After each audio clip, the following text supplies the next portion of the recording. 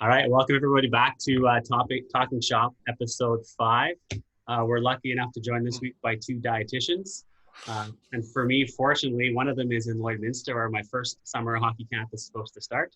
And the second one is from Edmonton. So I'll just get them to quickly introduce themselves, and then we'll get into a little bit of information on sports nutrition.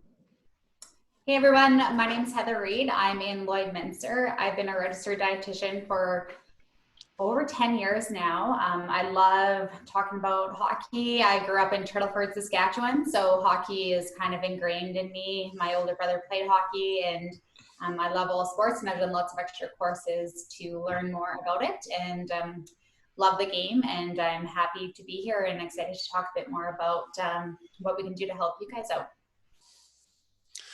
And my name is Brandon Gruber. I am a dietitian with Revive Wellness, and I'm from Edmonton. I've been a dietitian for just about 2 years, actually, coming on 2-year anniversary. I've loved working with athletes ever since I started working as a dietitian. Currently, I'm actually taking a sports diploma with the International Olympic Committee. So gaining a lot of knowledge around exercise nutrition and performance nutrition. So super happy to be here. Perfect. All right, the first question I want to ask you guys is just with kind of how everything literally came to a sudden stop. I mean, I've been talking with players I was working with, they were at tournaments, and they basically got pulled off the ice. So like you're going full tilt, and then all of a sudden it's like from full tilt to zero. So how does an athlete or a hockey player manage, I guess, that quick change in what they're doing? I think the big thing is, sorry, I got notifications popping up on my laptop. The big thing is that since the activity level is decreasing so much, and like you said, I mean, there really is a drastic drop. So when we're thinking of the nutrition changes that need to happen, when you have a sudden drop in activity like that, the amount of fuel that you need to fuel the activity that you're now doing, which will be a lot less, is a lot less. You don't need as much fuel to fuel the activity because it's not as intense, it's not as long, it's not as often. A good way to recognize this, and I've told this to a lot of my athletes that I've been working with this summer and spring, is listen to your body. Your body's going to definitely tell you what to do. Many of them, I would say almost all of them, are saying that their appetite is dropping significantly, which is totally to be expected. Yeah. And we have to think about, like Brandon said, listening to your body. So listening to those hunger cues. When you're an athlete, lots of times that actual exercise will blunt that hunger. But when your hunger or when your exercise is coming down, you might start to get hungry, but you have to be thinking, okay, I'm not going to be exercising to that same level. So I don't necessarily need that large of snack or that large of meal. I might not need that same amount of grains or carbohydrates to fuel me. So you just have to be listening to that body and be thinking, where is this energy going? Am I going to be training? Am I going to be on the ice? Am I going to be getting skated to need this extra energy? And we see this lots with people that are then slowing down their careers. And now this is kind of like what's happened to you is your career is just put on pause for a moment. And we need to take into account how much now your energy you're actually using, and now take that into account with how much energy you need to be taking in. So do you think there's a big added benefit for, players that have been training for 5, 6, 7 years versus, the younger players that are just kind of getting into that? I mean, the idea of understanding what your body's telling you is obviously something you have to learn as you adapt and go through it, right? Mm-hmm. Totally. It depends on everybody's individual experience, and some people are much better at listening to their bodies for whatever reason. There's many things that can lead up to kind of muddling that communication system. But yeah, that's a good starting point. And I mean, when we're working with individuals, we kind of hone it from there. But I would agree that that's a good way to go about it. It's probably the same when we talked last week with a physio and a chiro, and same idea. You just got to understand what your body's telling you from an injury standpoint, but now it's just from kind of that health nutrition standpoint, right? Yeah. The second question, sorry, go ahead. Oh, so if you're going to go work out, you still want to have like a preloading snack, but it doesn't have to be as complex as if you were going to be doing a full workout with your teammates and be hitting the ice and then hitting an off ice workout. So be eating something, but it doesn't have to be as complex. And then your post-workout snack doesn't have to be as complex as if you were doing a full workout as you were doing before. So you can be kind of taking down those snacks, taking down those meals, and they don't have to be as big as they were before. You still want to be fueling your body, but you don't have to be fueling it as you might have been before. Perfect. The next kind of question I want to just kind of follow in off that is, you talk a lot about fuel. I mean, different types of fuel that you can put into your body. So in terms of supplements versus kind of the natural food that we can eat, is there something you guys recommend, specific things you kind of get your athletes thinking about they should be supplementing, shouldn't be supplementing, and kind of how that would look? So this is a great question. We get it all the time. If you look into the research, vitamin D is truly the only thing that we need to be recommending. And that's only with the winter months, because where we live, we don't see the sun. We're not exposed to the sun to be allowing our skin to make vitamin D. With the summer months, our skin can make vitamin D if you're exposed without sunscreen. But anyone under the age of 18, if you look at a lot of these supplements, it's actually on the label that says not for anyone under the age of 18. So if you're getting a complex, a well-balanced diet, you should be getting everything from your diet. Before you start any sort of supplement, it's really important to be talking to a dietitian, a doctor, saying, do I need this? Not just going into a supplement store and saying, okay, I'm a hockey player. What can you recommend? Because that person, that knowledge that they have isn't going to be much different than the knowledge that you might have just by going on Dr. Google and saying sports supplement. They don't have the education that a dietitian has of going to university for 5 to 6 years, or a doctor has. So without knowing what your formalized nutrition is, what your needs are, what your background is, we can't recommend specific supplements minus vitamin D. Brandon, what do you want to add to that? Yeah, I 100% agree.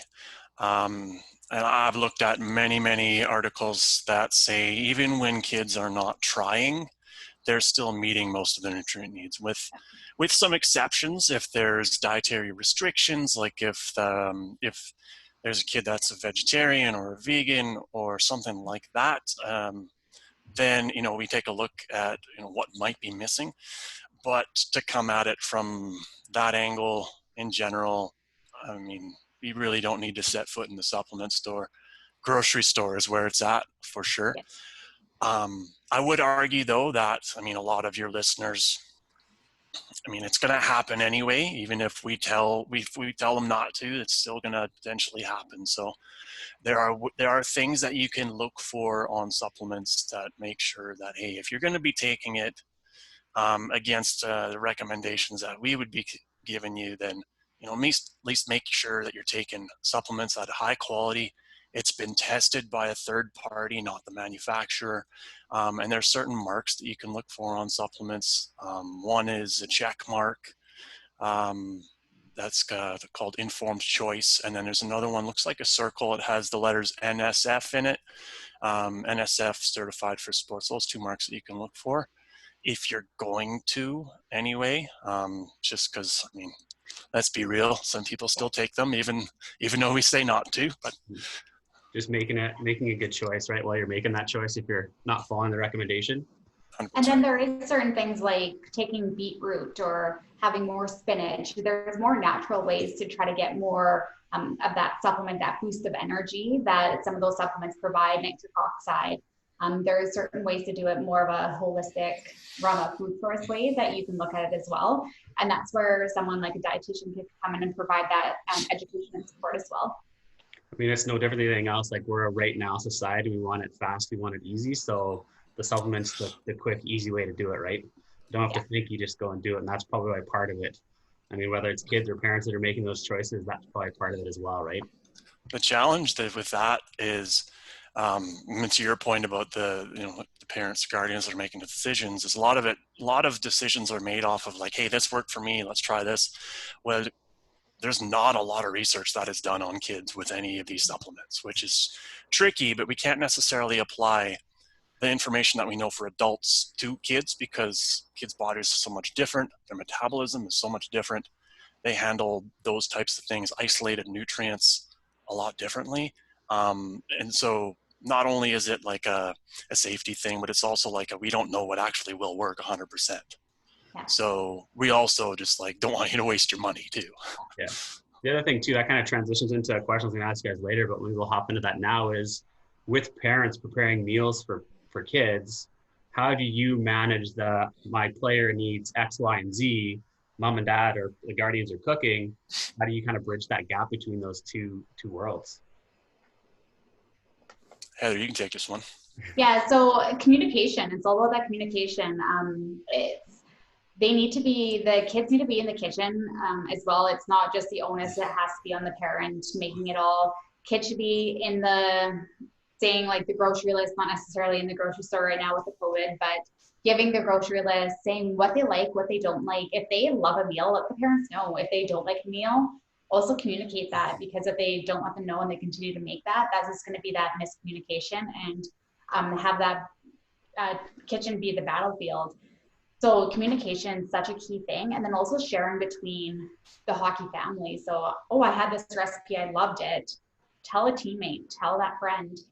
But it has to be that communication between both the parents, the kids, and really having it a two-way communication street.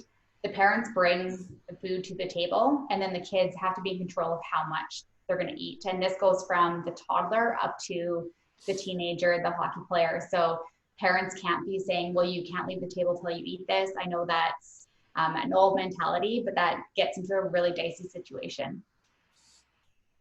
Brad, you want to add to that?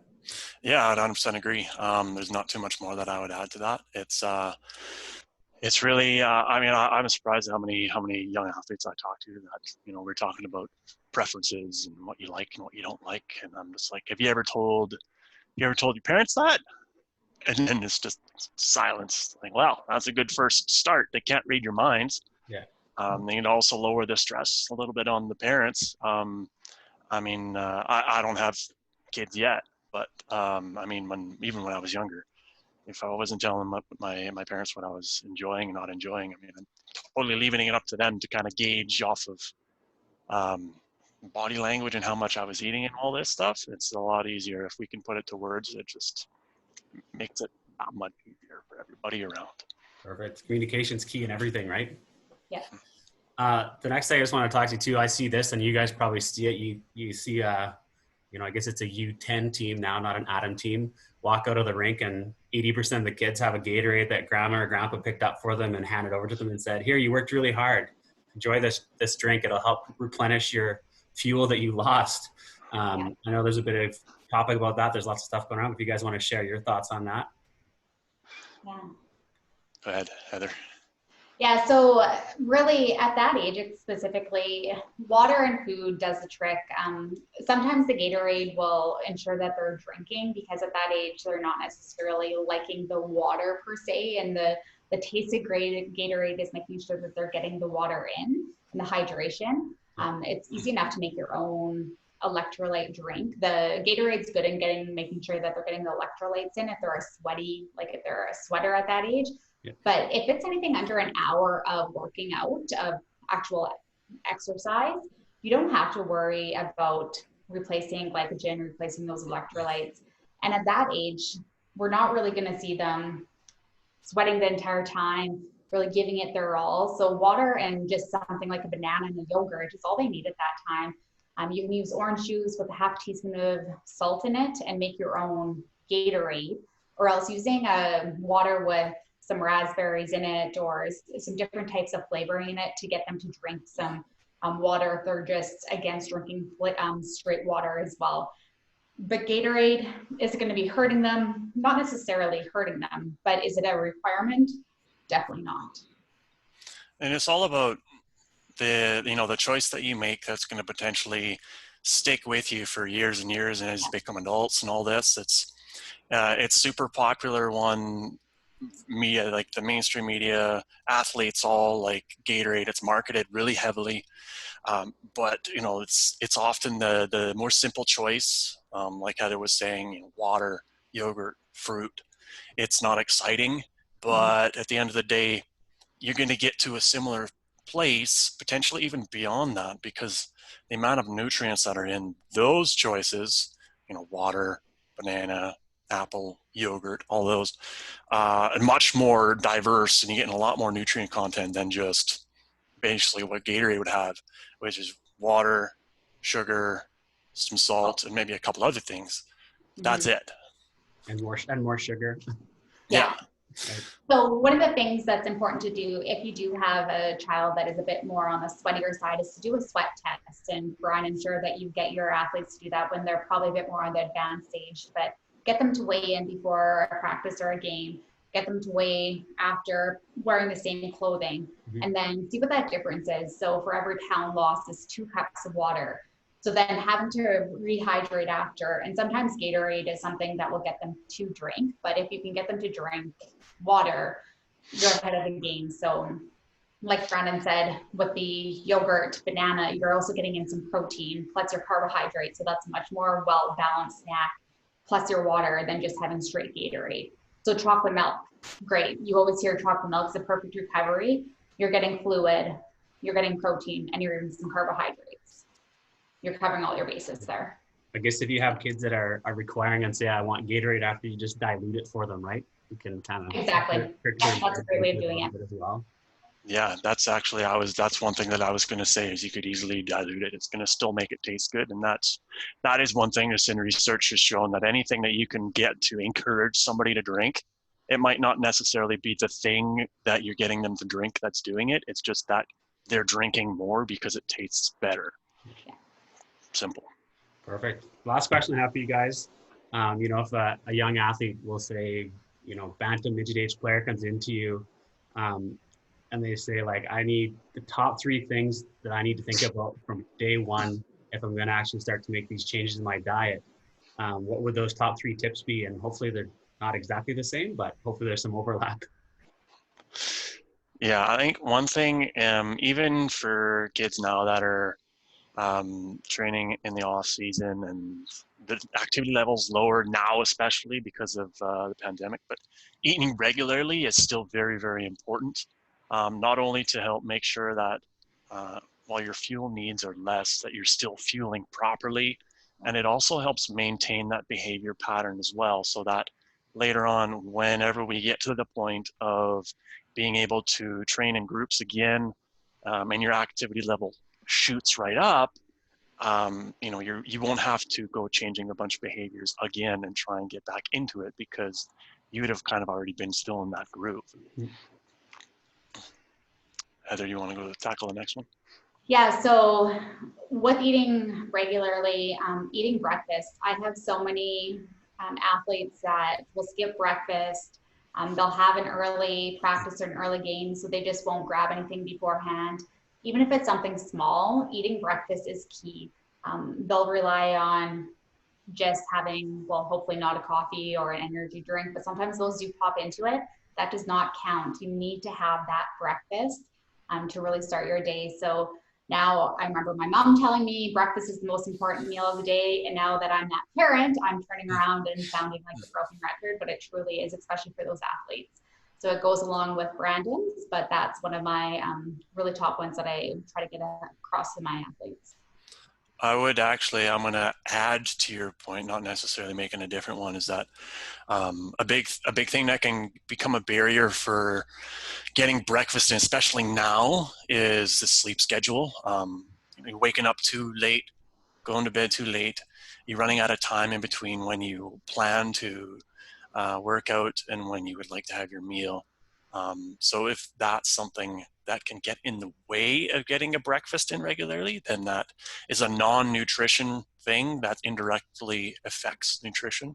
That can be an easy tweak. Yeah, I know I talked to a lot of the parents right now, and they're saying that, their kids are rolling out of the basement at 1 or 2 o'clock in the afternoon, right?